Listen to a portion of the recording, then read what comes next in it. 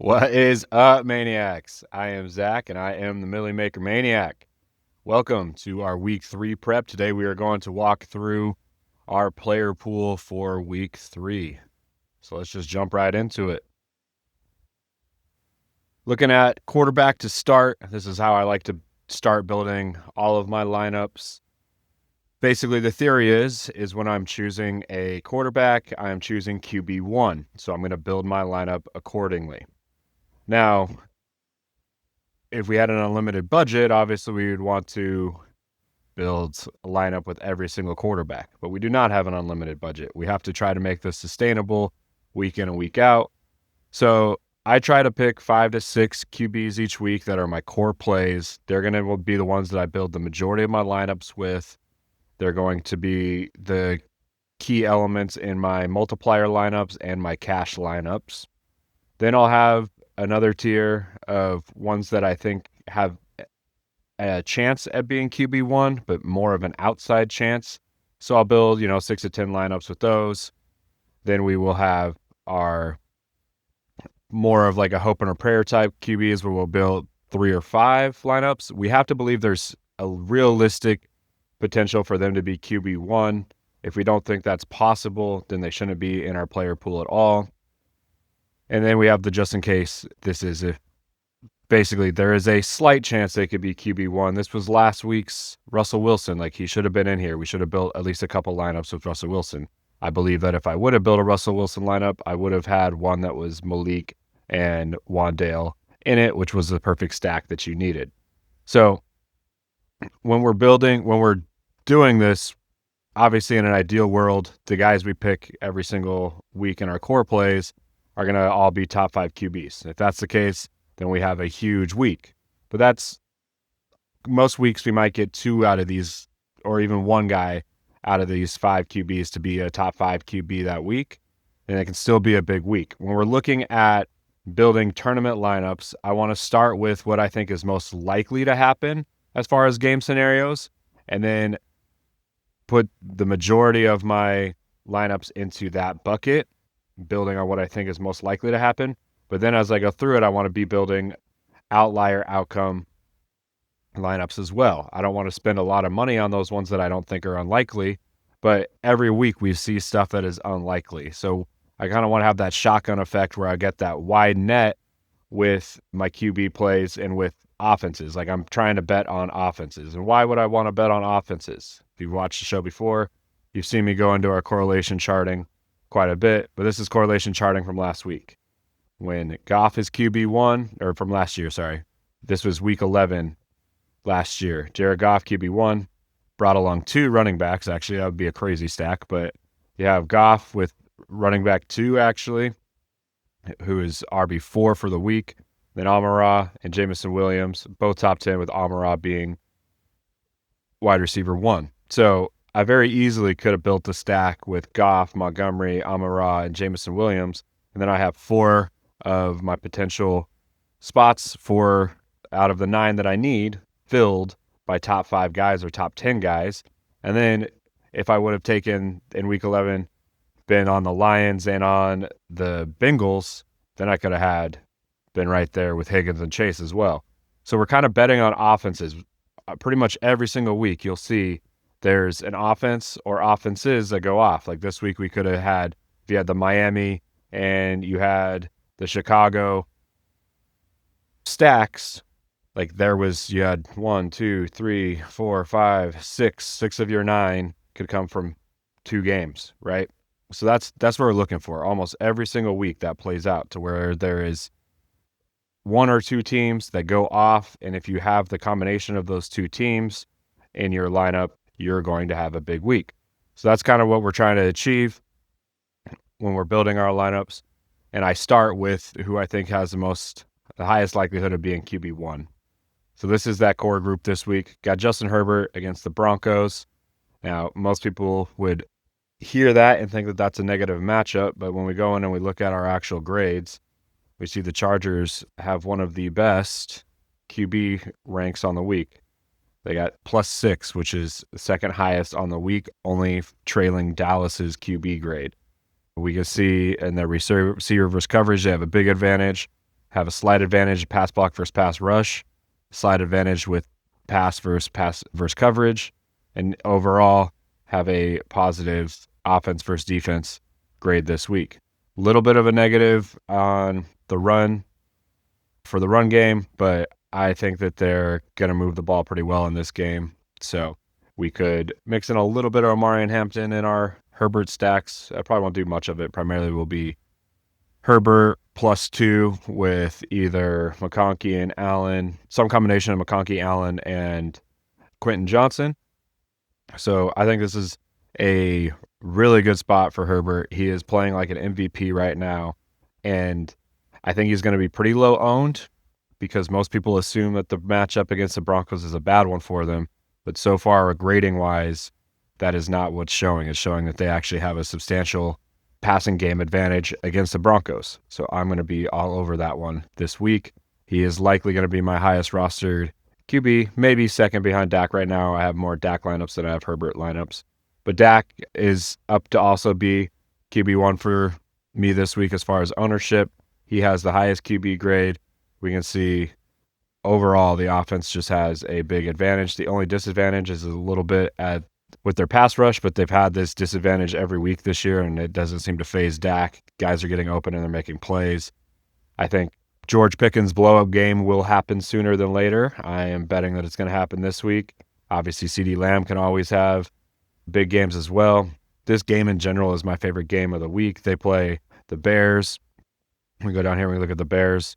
The Bears have advantages as well. Dallas's defense has been awful. That's why I really love chasing their games. I was all over them last week, and because of that, I was also on the Giants. So I had a ton of Malik Neighbors that worked in my favor, but I think Dallas is going to be last year's Cincinnati, where they are in a ton of shootouts. Their defense is bad. They're going to stay in games because their offense is so good. It's going to be back and forth, which is a great environment for fantasy points, but they're probably going to end up somewhere around 500. There's a big difference between being a good NFL team and being a good fantasy team. Dallas is a very, very good fantasy team because their defense is bad and they have a lot of weapons on offense. So we will have a ton of Dak stacks. Let's go back over here to our player list. Then we got Michael Penix Jr., Daniel Jones, and Drake May. Let's look at Michael Penix's matchup. Let's see, where's Atlanta at? A little bit further down. Did I miss it? There it is, right at the top. I was like, I thought it was up there. So positive grade. Really, their offense has a real good look this week. They have a slight negative at run block versus run defense, but positive in anything around 0 here with pat block versus pass rush is a pretty big advantage. Like for most, you can see this number is negative. So they're actually looking really good this week with the matchup, playing Carolina. I think it's likely that Bijan will be the highest rated, highest owned running back. We'll get to that in a sec, though. But this sets up really well for Michael Penix. I think this is a game where they might let him come out and attack early. My favorite receiver is going to be Drake London this week at 6K. But Penix is a sneaky one. Looks like a really nice matchup. Very affordable at 5,600. Daniel Jones, current league MVP. Let's look at his matchup. Indy is looking really, really good. We can't ignore that. We can't ignore that at all. Let's see, where is Indy? They're down here. Not the biggest advantage, but the offense in general just has a positive advantage all the way across the board. So expect them to have another big week. My favorite play out of this game is Jonathan Taylor and Tyler Warren. So Daniel Jones, I think, is very capable of being a top 5 QB. He's easy to stack, but I'm also really going to be heavy on the Colts across all my lineups. So I'll have I have a ton of Jonathan Taylor and Tyler Warren stacks without Daniel Jones that I'm building. I think it's very likely that both those guys could be number 1 at their position this week. Tyler Warren is extremely mispriced at 4,400. So Indy is a big target this week. They're one of my favorites. And I also will mix in plenty of Josh Downs and Michael Pittman. They are very cheap receivers with a great matchup. I like the look of this a lot for the Colts this week. And our last core play is Drake May. Let's go and see. They have a big advantage. Pretty neutral in the pass block versus pass rush, which is good. Run game is pretty solid. Shows a negative run block versus run D, but they play the Steelers this week, and the Steelers have given up big weeks to running backs every single week, so I will mix in some Ramondre as well. But I think this could be one of Drake May's like coming out party almost, and I think he has a low floor in this game, so I actually think he will be my cash quarterback. He's a little bit harder to stack, so he's not my favorite in that. Most of my Drake May lineups are just going to be skinny stacks, so Drake May plus Ramondre, Drake May plus Stephon Diggs. Because the thing about Drake May is, like, if he has that boom week, it honestly could be 100 yards rushing. Like, his boom week could be 100 yards rushing and 2 touchdowns. Like, that's 22 points right there. And then if he throws for, 150 yards or 200 yards and maybe 1 touchdown, that doesn't necessarily mean he's going to bring somebody along with him. So I will run Drake naked lineups, and I also run Drake skinny lineups, but I'm not really overstacking his. Whereas, with Penix, I'm pretty much always going to double stack. It's going to be Penix, Drake London, Bijan Robinson, Darnell Mooney, Kyle Pitts. If Penix is QB1, he threw touchdowns and threw yards to pretty much everybody. He doesn't really have any rushing. So if he is QB1, that means that more than likely there'll be 1, maybe 2, maybe even 3 teammates that are top 5 at their position. That makes it easier to stack and to build those lineups when you have a pocket passer like that. Obviously, we know that rushing quarterbacks score more fantasy points. They have a lower floor, but it makes it harder to win tournaments with them because it's harder to pick which players are going to go along with them. That's why it's hard to build Josh Allen and Lamar Jackson lineups as well, is because of their rushing upside and because they spread the ball around so much. The ideal situation for DFS is a pocket passer with concentrated volume. It's easy to build a lot of combinations in that scenario, and it makes it a lot easier to bank one of those to where you can get 4 players from one offense into a Milly Maker lineup, one that's going to take down the Milly. All right, we'll move a little bit faster on these other ones. Caleb Williams, he's playing at Dallas. He hasn't been great this year, but he had plenty of weeks last year that he was top 5. Let's go back and look at some of those weeks. I think I had one pulled up here. Yeah, here's Caleb Williams, wide receiver or QB 5. Keenan Allen and DJ Moore were wide receiver 5 and wide receiver 7. So there's been a couple times where he's brought guys along with him. Here's another week 12, where he was QB 4, and he brought both DJ Moore and Keenan Allen along with him again. So he's an easier one to stack, and he has shown the ability in the past to be a top QB. And what I think about this game and where Caleb is best is in back and forth contests. And I think both defenses are very bad with the Cowboys passing game being explosive. So I think they might be having to play catch up. And in that scenario, you could easily have Caleb Williams throw 3 or 4 touchdowns, and guys like Odunze or DJ Moore having 100+ yards and a touchdown or 2. I also think a real sneaky pick that you could tie in with Caleb Williams is, there's Olamide Zaccheaus, who's getting a ton of targets, so you could see him 5 for 80 and a touchdown or something like that. But also Colston Loveland. He's done nothing yet, but they didn't draft him to do nothing, and he's been on the field. He's only got 1 target and 2 targets in the first 2 weeks. But I see them eventually using him. It might be a little early for it, but I will mix him into a couple lineups. Geno, they play Washington this week. Let's look at that. Pretty positive advantage, especially receiver versus coverage here. Pretty neutral. Pass block versus pass rush. I actually like Devontae Thornton here quite a bit.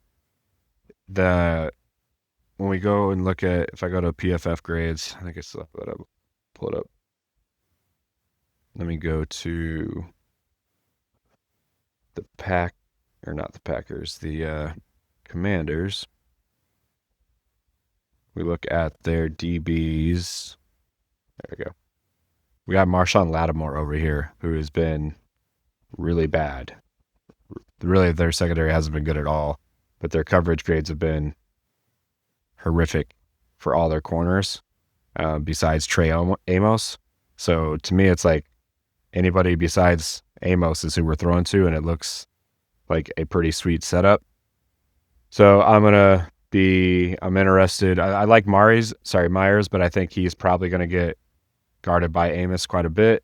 So because of that, I like the other guys around him. So Geno to Bowers, Geno to Devontae Thornton, I think are the two most likely to benefit from that. And Geno, I think, will be a sneaky start this week. So I'll probably build 5, maybe 6 lineups with Geno in it. Baker, I want to build Baker lineups every week. This matchup isn't necessarily great for him, but he's just, when he goes off, he brings people along with him, and he is somebody that's always capable of that 3 to 4 touchdown game. And if they're down in a game, he's always going to be working to bring them back in it. He's somebody that can put fantasy points up quickly. So I will have him in my lineup every single week when he's on the main slate. Darnold is a very sneaky one. Let's go back over to our grades. Look at Seattle. He's got a +3 QB grade. Really good pass block versus pass rush, which I like a lot for Darnold when he has times. I think when he has time, he is very, very good. And it's also a very concentrated target tree. Like you've got basically JSN. So pretty much all my Darnold lineups will have JSN, and then maybe Torrey Horton, or stack it with Kenneth Walker or AJ Barner. Like he's easy to stack. It's basically JSN +1. And I think if he goes off for a 4 touchdown game, he's a guy that can win you a tournament just by he's easy to stack. If he's QB1, you're not going to have a lot of people that are along on that ride with you. And it just looks like a good matchup for him this week. Let's go back to see who they play. Yeah, they play New Orleans, so nothing to be scared of there. I think they come out and roll against New Orleans this week. So like Sam a lot, like that offense a lot, but getting a lot of Kenneth Walker too. You'll see a lot of carryover when we get over to running backs as well. Last guy I have in my roughly 6 lineups, like but don't love, is Carson Wentz. I don't think he's a good NFL quarterback, but he is playing Cincinnati this week. And let's see where Minnesota is. They actually don't grade great, but at the Stone Men, he actually doesn't grade well at all, which I find interesting. Just kind of gives you an indication of how poorly McCarthy's been playing. But I think that, at 4K, he could be QB5 and still be like the right choice. And you're playing Cincy. I could see a scenario in which Carson Wentz just like peppers Justin Jefferson with targets, and you could have that skinny stack with him, or the cheap stack of Jefferson and Mason there. I like Mason against Cincy quite a bit. He will be one of the most popular plays of the week for sure. So I'll mix Wentz in. I might move him down more into my 3 to 5 lineups, but it's intriguing. Jalen Hurts, you just have to play him every week. I'll build 3 to 5 lineups with him. Matthew Stafford actually shows a pretty big matchup advantage against the Eagles this week. There we go. Besides pass block versus pass rush, everything looks really good. So I like Puka, I like Devontae. My lineups with Stafford are just going to be those two. Very concentrated target volume. I will mix in Devontae Adams across a lot of my lineups, and I'll mix in Puka into lineups where either I have space or where I'm doing Eagle lineups. All right. Kyler, just a dart throw I want to build 3 to 5. Concentrated target volume. Has the ability to go QB1. I don't think it's likely this week, but I'll throw a few out there. So even though if I am wrong, I give myself a shot to hit the Milly. Jake Browning, I would like him to be a lot cheaper, but the matchup grade actually looks really great for them. They're the second highest. Obviously, this is grading Joe Burrow, so it's not as powerful, but he is someone that game could be a sneaky game that all of a sudden becomes a shootout. I'm definitely going to want to play a couple lineups that are stacking that game on both sides. And I think there's a lot of potential there. So we'll keep it in play.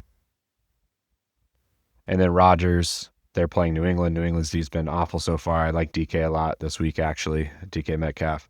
And yeah, so guys that I don't really believe in, but I think have an outside shot of being QB1. Jordan Love, Trevor Lawrence, Bryce Young, Mac Jones, Bo Nix. I'll build 1, maybe 2 lineups with those guys. Not playing Joe, he's hurt, obviously, and Purdy is hurt, but I'm not playing Stroud, Cam Ward. That's pretty much it for starters. But my core are these 5 guys, and then really like 80% of my lineups are going to be from these 10 total guys. All right, let's move on to running back. Running back, my core plays, these are guys that I want to have in 75% of my lineups. I'm going to have 2 of these guys, and I want their ownership and my exposure to be over 10% for all of these guys. Bijan's probably going to be the highest ranked guy or highest owned guy this week. Jonathan Taylor, I think, is the most likely to be RB1 this week and is at an attractive price. Really like Bucky Irving at 7,100. His matchup is nice. Go ahead and actually here and pull up our best running back matchups. Jacksonville has the best one, so I do have ETN in there, but Indy is tied. There's only 5 teams with an advantage with the run game right now. So I like Indy a lot. I mix in some Swift. Bucky is one of those offenses. Got New Orleans, so you will have some Alvin Kamara. And then we have Philly with Saquon. I think I need to mix in more Saquon. I have Saquon over here in my only playing, or in my like but don't love. I might build that up to where he's more towards 5% because he did have 2 massive games against the Rams last year. And I think he's going to be pretty low ownership percentage. So we'll mix more of him in. But these 3 I love. Aston Genty, I just feel the matchup doesn't show great for him. So we go over here. It's a slight negative run block and run versus run D. So, but they haven't looked great early in the year. But I think this week their offense is just going to move better. It's a better matchup for them than what they've had so far. And Genty just has so much contact balance and he looks so explosive. I want to be early rather than late on his first big game. I think he is very capable of being a running back that puts up 30-plus point games. Hasn't shown it yet, but I think this could be the week he breaks out, so I will be having a lot of Genty in there. Javonte Williams, pretty surprised that we're here, but we are here. He's getting a lot of volume in an offense that I think is going to move the ball a ton this week. That is a combination for fantasy points. I will have him in Dak lineups, and I will have him in lineups without Dak. I will have him in lineups that has no game correlation as well, so we'll mix him in. Kenneth Walker has a really good matchup. He is in a split with Charbonnet, but I think as he continues to play better, he will get more looks. But it only takes, if he gets 15 touches, that could be, 100 yards and 2 touchdowns. Like, he's a very explosive guy. Look at Seattle here. Actually kind of low, but pretty neutral is what it's showing. That is a neutral, and I think they're going to get better with the run game as the year goes on anyways. So not too worried about those matchup stats there. I am there for Kenneth Walker. Jordan Mason, I think, will be maybe the highest or the second highest owned running back behind Bijan Robinson. But when you got a backup quarterback in and there's no split because Aaron Jones is out and you're playing the Cincinnati Bengals, that's a good spot for a running back. Jordan Mason is a skilled guy. He's going to get a ton of volume this week. I like him against Cincinnati, even if he's going to be very highly owned. When somebody's highly owned, if they do hit and you don't have them, you're completely screwed when they're cheap like this. You can have, like, Bijan could be RB1, but he could be RB1 by 1 point, and he could be, 80% owned, and you don't need him because of how high his price is. Where the opposite's true. If Jordan Mason is RB1, you had to have Jordan Mason to have a shot at the Milly Maker. So I will tend to fade more chalk when it's expensive and eat more chalk, meaning guys that are going to be very highly owned when they are lower priced, like Mason here. So guys I like but don't love: Christian McCaffrey, Saquon Barkley, Chase Brown, Alvin Kamara, Chuba Hubbard, Breece Hall. ETN, I like the matchup is really good for the Jags. but the split, I think they're going to be splitting it more with him and Tootin. So I have both of them on here. I'll throw both of them into a couple lineups. Travion Henderson currently is in the doghouse, but it's a really good matchup.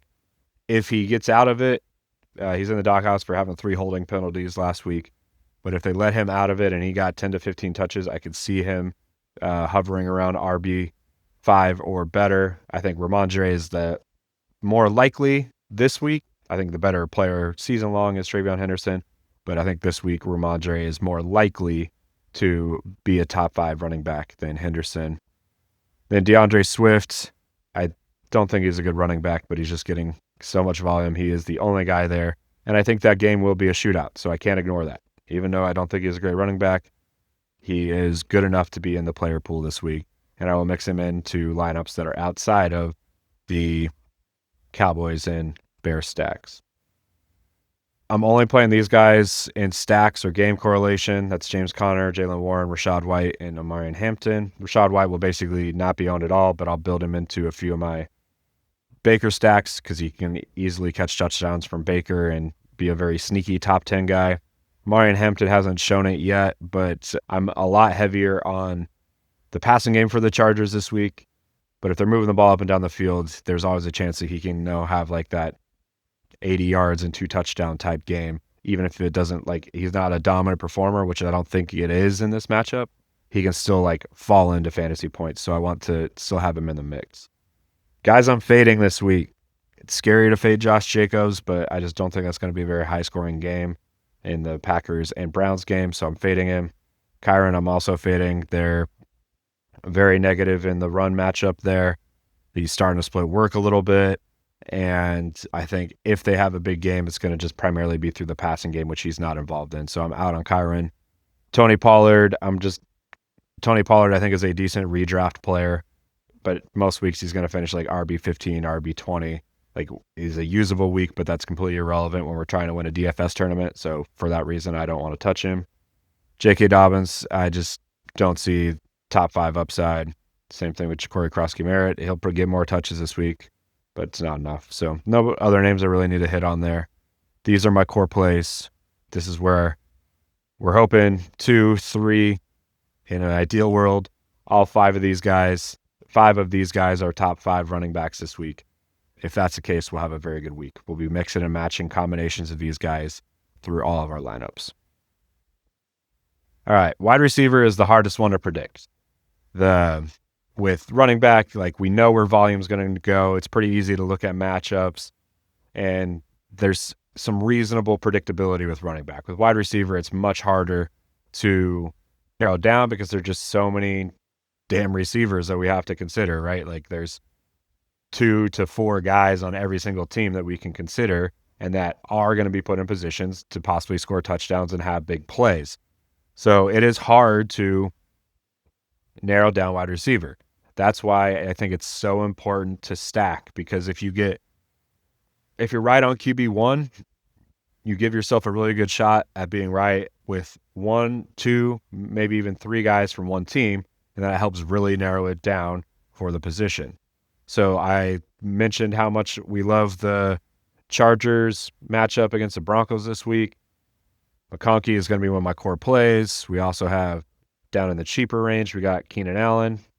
Told you how much I like Seattle this week and Sam Darnold. But the guy that I really love out of that game is Jackson Smith-Njigba. JSN, you can play completely naked. He doesn't have to be stacked with anybody. I think he's somebody that has a really solid floor. Like, I think the most likely outcome is he scores 20 plus points this week. So love that one. Love Drake London and Darnell Mooney here. They're both greatly underpriced. I think Drake he's going to be a top 5 wide receiver in fantasy this year. And to do that, you have to have boom games. And I think this is one of those weeks that he can have a boom week, and at 6,000, like, that's absolutely stealing. Same thing with George Pickens. Great matchup. Love Pickens here. Great value. DK Metcalf, I think this could be one of the weeks he goes off. Normally, he's not a guy that I go after very much because he's inconsistent, but he is a guy that has, the 150 and 2 touchdown games randomly here and there. I think this could be the week. against New England. Their secondary has been awful so far. I really think that this could be the week that he pops off. Rome did it last week. Another great matchup this week. I probably won't have as much Rome as I did last week, but I still think it's a really good spot for him. Maybe you can ride that momentum. I will be mixing in both Zacchaeus and DJ Moore down here as well. I think it's a good way to get. I think a lot of people are going to be on Odunze. You can get contrarian by throwing in some DJ Moore and Zacchaeus in there as well. Michael Pittman, I think it's a great value at 4,900. I should also put Josh Downs. I have him more in my don't love, but really I don't want to have guys at 10% or more ownership below this 4,500 number. So that's why I have him down in the don't love. But yeah, love Keenan Allen. He'll probably be my highest rostered receiver this week. Again, great matchup, and he sneakily can get top 5 weeks even at his age. He did it a couple times last year. I showed you Caleb Williams weeks last year already. Darnell Mooney, same thing. He had a few weeks last week with Kirk Cousins that he was a top 10 guy, top 5 guy. And I think this is a week where they open up the passing game a little bit. So we're betting on Penix to have a big week, and therefore if he has a big week, we believe that London and Mooney are likely to have big weeks as well. So you'll notice over here that I have our highest price guys in my tier of only playing in stacks with game correlation, or if the salary at the end of our build has enough room. So for the most part, when a guy's priced at 8,100, he has to score so much more than any other player to be worth it. Jamar Chase can be wide receiver 1 and still not be the right choice because he maybe there's 3 or 4 guys in this 6K range that are only 1 point behind him. If that were the case, then you should have had these 6K guys rather than having the 8,100 guy. So he really has to outscore the field by 5 to 10 points for it to really be a must-have at the 8,100. So because of that, I'm pretty much only going to play Jamar Chase in my lineups with Jake Browning. CeeDee Lamb is a little different for me this week just because I think that matchup is so sweet that I will build him into more lineups than just my game correlation and stacks. He's a guy that if I'm building a cheap lineup, say I'm building a Drake May lineup, so I have a few cheap guys in there because it's cheap to stack the Patriots, and then I put in my defense and I put in every other position, and then I have 8K available in flex. That would be a smash spot for CeeDee Lamb. But I'm not going to I'm not going to force a pump play to bring CeeDee Lamb into a lineup that doesn't have game correlation with.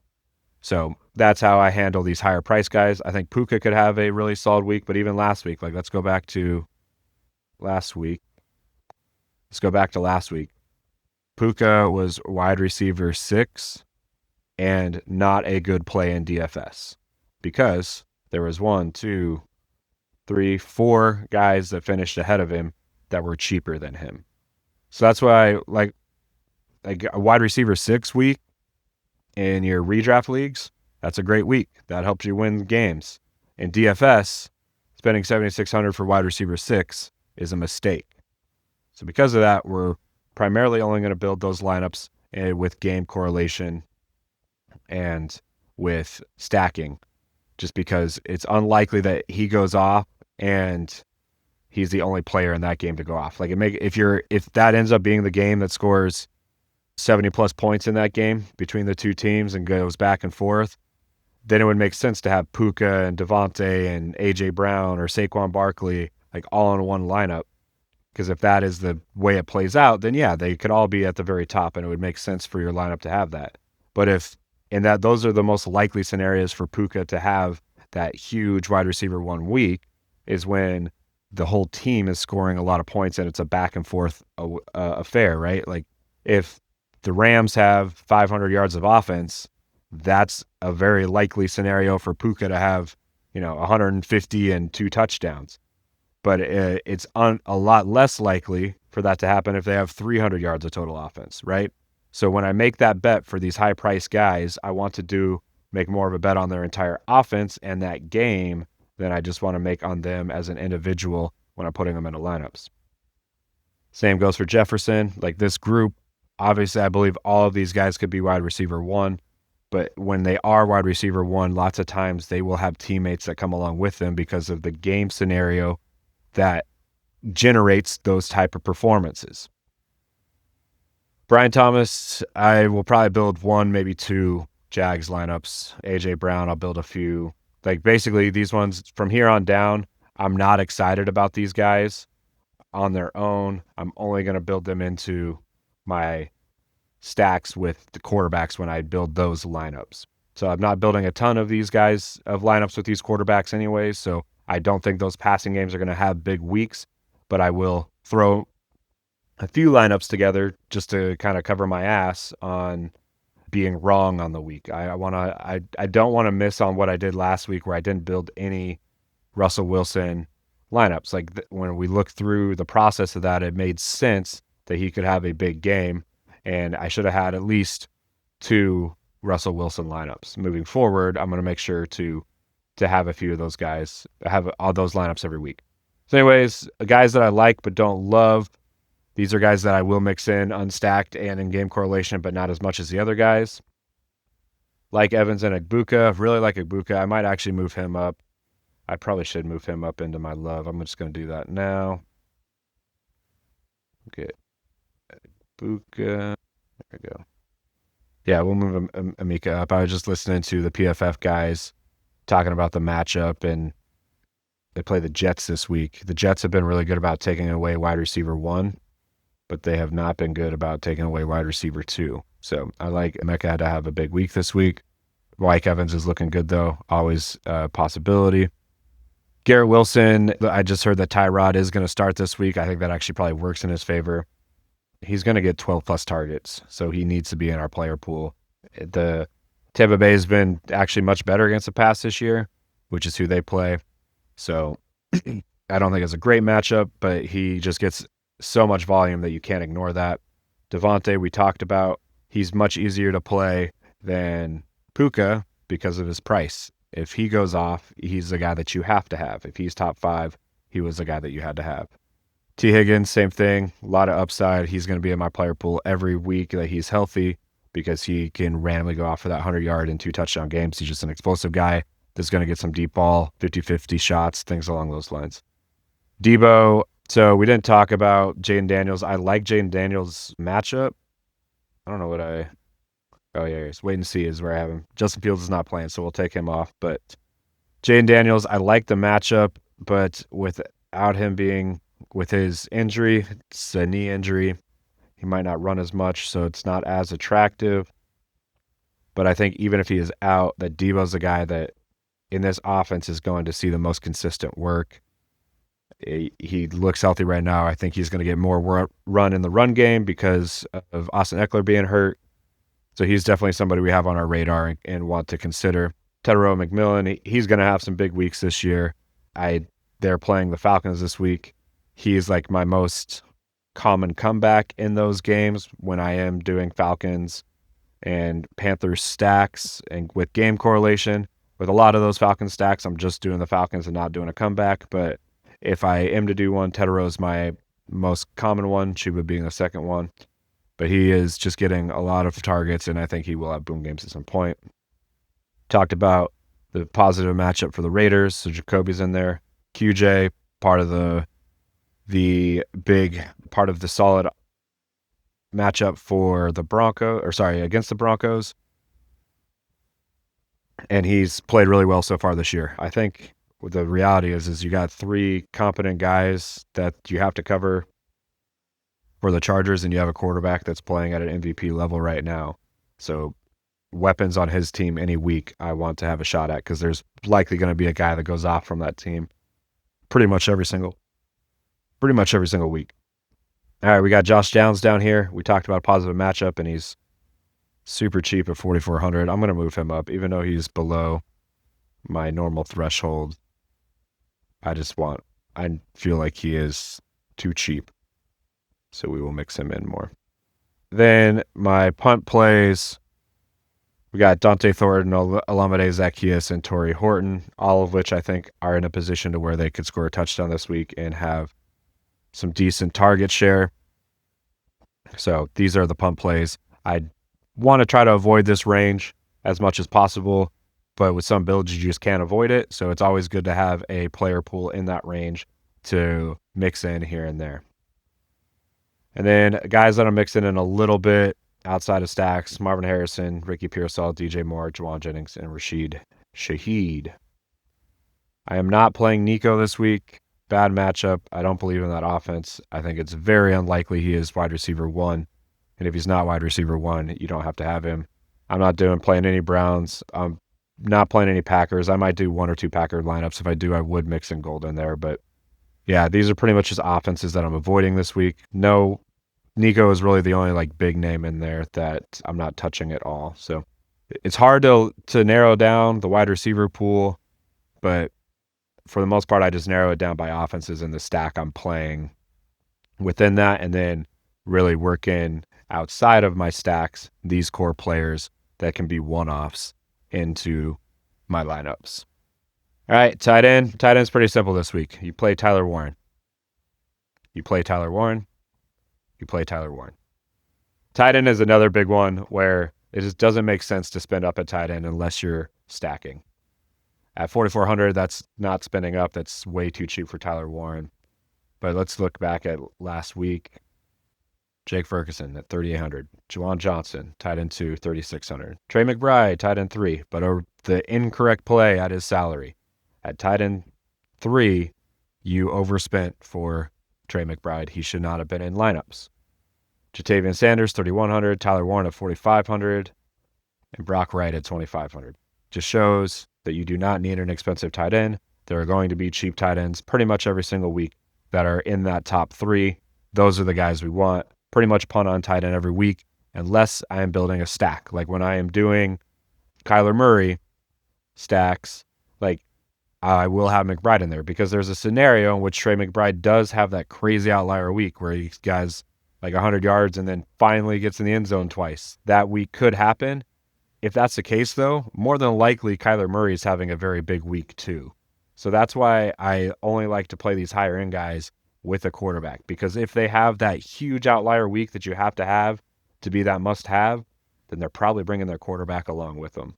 Guys that I'm playing that aren't necessarily stacked when I don't have room to fit Warren in, playing Ferguson, Pitts, and Juwan Johnson, mixing in these guys a little bit outside of stacks with Ertz, Chigakonkwo, and Jatavian Sanders, and then these guys are my stacks only with Henry, Hawkinson, Otten, Strange, Loveland, and Gesicki. And then there's this big long list of guys I'm not playing. So got tight end pretty well narrowed down, but I will have over 50% Tyler Warren this week. I think it's very likely he scores more than 20 points. I think it's very, very, very unlikely he scores less than 12 points. And at 4,400, if he were to score 12, he would still be hovering around that top 5 tight end number. So he would still be usable in that range. He will probably be the chalk of all chalk this week, but I don't care. I think there's just too high of a likelihood for him to be tight end 1, and to be tight end 1 at 4,400. We can't miss that. All right, let's look at defense, and then we'll get the hell out of here. All right, the best matchups. We'll go back to our matchup chart here. What I've found is the biggest indicator of success for fantasy defenses is their pass rush versus pass blocking. I combine that with just the defense versus offense overall grade. Green Bay is far and away the best matchup this week. Jacksonville, surprisingly, is actually number 2. They play Houston this week. And then Indy, number 3 against the Titans. Philly has a pass rush advantage, but a disadvantage overall. So I don't love this one, especially when you have to spend up, but they will be in my pool a little bit. They're at, I believe, 3,000. Yeah, 3,100. So most of the time, if I'm in that range, I'm ending up at the Chargers instead of the Colts or instead of the Eagles. But I'll mix in the Eagles a little bit. Now, let's go back over. Yeah, let's go back over here. Let's look at the Chargers one. That was an interesting one. Actually, let's go to Denver. Denver has a negative in pretty much every category besides pass block versus pass rush. So even though there's not a huge, there is a little bit of a, where are they at? Let's see. Yeah, so they have a little bit of advantage. Interesting. Oh, yeah. They have a disadvantage with their pass rush. They have an advantage in everything else. They're at a 0, but I actually like that matchup. I think Bo Nix is showing to be a little turnover prone right now. So I like a possibility of a pick six happening in that scenario. So Chargers are in the pool. Texans, just good defense against the Jags that haven't shown anything yet. The Bengals, actually, let's look at this. This is an interesting one that I was surprised by. The Bengals are playing better defense than people thought they would be coming into the year. They play Minnesota this week. Here's Cincy. So just slightly positive on both defense versus offense and pass block versus pass rush. But if I can find Minnesota, they're there. Down here, they're pretty much negative in every matchup advantage on offense. They have a little bit of advantage on the run, which is why we like Mason Taylor this week. So in on Mason Taylor, but out on everything else. And Carson Wentz at quarterback. Carson Wentz is not good at quarterback. And I think there's a good chance he throws some picks. We'll have a few bets that he has the game of his life, but the majority of bets I'm going to be making are against that. Rams play the Eagles. I think the most likely outcome for that game is it's kind of a slow back and forth game, like a 24-20 type finish, where there's not really fantasy assets that come out of it. I will play a few scenarios in which that is a shootout game because they do have weapons that could make that happen, but I don't think that's the more likely outcome this week. Both those defenses have shown pretty well throughout the season. So this is my defense player pool this week. Try to get to the Packers anytime I can. 3,700, it gets a little hard. I'm really doing a lot of Jaguars and Texans, and I'm starting to mix in a good amount of the Bengals as well after looking at those matchup stats. All right, want to show you guys one other thing I do. So when I'm building these lineups, I'm really looking at combinations. So let's look at all my Dak lineups right now. So I want to have a large variety of Dak plus players on his team. So this is an onslaught lineup. This is Dak plus CD Javonte Williams, CD Lamb, George Pickens, George Ferguson. So this is a game where they score like 40 points. Dak throws for 3 touchdowns, 1 to each of these guys, and Javonte runs for a touchdown and 100 yards. So this is like they just dominate, which is a possibility. So those onslaught lineups are rarely used because people are like, how could I have 5 guys from one team? That happens more than you would think. I'm going to build some of those lineups because that'll get us leverage on the field. Not a lot of people will do that. But then I have the next one and we also see the comeback. Like here I have Odunze. He's the most common comeback. But I also mixed in DJ Moore here. Let's see. But yeah, so we have Prescott, Williams, and Ferguson. That would have been the correct stack with the Cowboys last week. People would think like, why would it ever make sense to go Williams and Ferguson if you're playing Dak? Well, last week, Dak had a good week, but the guys that you had to have with him were Williams and Ferguson. Actually, if I would have played Javonte in my Milly Maker lineup instead of Travis Etienne, which would have made sense with my stacks, I would have got second place. I ended up at 19th, but that was just a game correlation, different combination that I didn't get to that could have got me close to the Milly. This one, we have Dak with, what do we got? We got CD and Ferguson here, so that's the double stack there, and then the double comeback with just the single comeback with Odunze there. So there's 4 spots in that one. We got Dak, Pickens, Ferguson. So that's just a slight variance on the last one we had with Dak and CD Lamb and Ferguson. We had no comeback in this one. We just saying that the Cowboys have a big game there. We got Dak, CD, and George. Like that one a lot. DJ Moore as the comeback there. We got CD and George again with Rome as the comeback. So you can see I'm getting a whole bunch of different variations and combinations that could play out if the Cowboys are the highest scoring offense of the week, which is what I think is a pretty likely possibility. If Dak is QB1 and that offense scores 40 points and they have like 500 yards of offense, they have that outlier week as a team, then you will have multiple guys on the team have outlier weeks in fantasy. That's why we were chasing that. And that's why we're mixing and matching all these different combos, because you can be right in a lot of scenarios where it's like, yeah, Cowboys are the best, score the most points, and it can be like last week where it was Dak, Javonte, and Ferguson was the combo you needed. That's not like a high likelihood combination, but that's how it played out. If we go back and look at 2024 correlation charting, what I found was, sorry, go back to summary here. What I found is when a guy was top 5, when a quarterback was top 5 at their position, they brought along a top 10 wide receiver 55% of the time, meaning they had a teammate that was top 10 at wide receiver 55% of the time. At tight end, 47% of the time. At running back, 36% of the time, 37%. So lots of times you would think, why would I put a running back with my quarterback? But think about it. If an offense is having a successful day, lots of times they're having success both in the passing game and in the running game. They're moving the ball at will, so they're able to score a lot of points. Those are the type of scenarios that we're looking at, where the defense just doesn't have an answer. If they try to take away the run, then they pass the ball. If they try to take away the pass, then they run the ball back and forth, and they're just moving up and down the field, scoring lots of points. Those are the environments we're looking at. So we want to include our running backs in with our quarterbacks as well. And then what I've also seen is lots of times when this tight end 1, like lots of times whoever tight end 1 is, matches up with QB1 or with a top 5 QB. So I really like adding my tight end to my stacks with my quarterbacks as well. We saw that 90% of the time when a quarterback was top 5, they brought at least one player along with them that was top 10 at their position. 89% of the time. So pretty much if you hit a top 5 quarterback, there's one other player on that team you can bring with them. That really helps narrow it down. That's 2 spots you have filled in a Milly Maker winning lineup now, 90% of the time if you're right at quarterback. Now, if you're top 5 at your position, 47% of the time, you bring along 2 top 10 players. So there's 3 spots with 1 offense.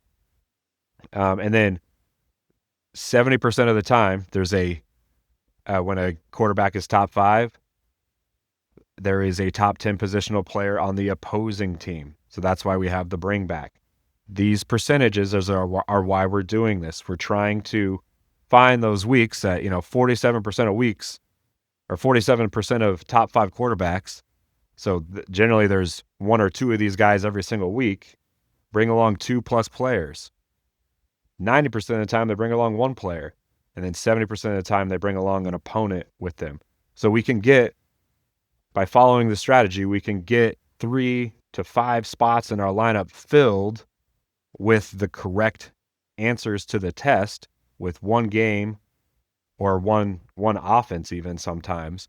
And then all we have to do is be right on 3 spots instead of having to be right on 9 spots. So it really helps put us in a position where we have a good chunk of the lineup already figured out to hit the Milly. Now we just have to be right on 3 or 4 guys. That's how we get the advantage on the field. All right, let's build 1 lineup and we'll get the heck out of here. I built a Dak lineup on my last video. So let's go ahead and build a Herbert lineup on this one. I think a lot of people are probably going to be on, if they're looking at wide receivers in this game, I think Ladd actually will be pretty low owned because people will be worried about Surtain, but I'm not. He hasn't shown this year to be a shutdown guy. A lot of people will be, if they're going to pick someone in this game, it's QJ, and I definitely will have plenty of him. But I actually think that he needs that big play to have the week, and he's definitely capable of that. And because of that, we will have him playing a lineup. But I think at 4,700, Keenan Allen is like the biggest smash here. Let's look at his week so far: 19.8 and 17.1 at 4,700. That is, we love that value. If you can get anything up on 20 points, that would be huge. It's not out of the realm of possibility when he's getting 10 and 7 targets for him to have a 100-yard game and 1 or 2 touchdowns. Justin Herbert is very comfortable with him.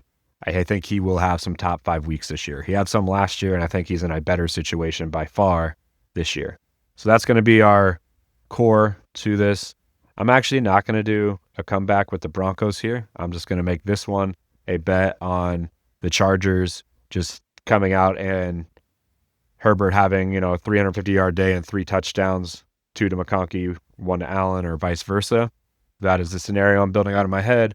I don't think the run game is going to be great for them, but they jump out to enough of a lead. They just kind of run the clock out as the second half plays out. That's how I'm going to play this one. So now let's go look at the next game we want. We're going to go, this is the game that I think is my favorite to be the highest scoring game of the week. So we're going to pull some pieces out of here. Let's go get Pickens. I haven't played enough of this guy, so we'll mix it in here. We'll get Devontae in there, and we will get Ferguson in there. So we will do a double stack in that game. Didn't know Swift was questionable. Let's look on that. What do we got going on here?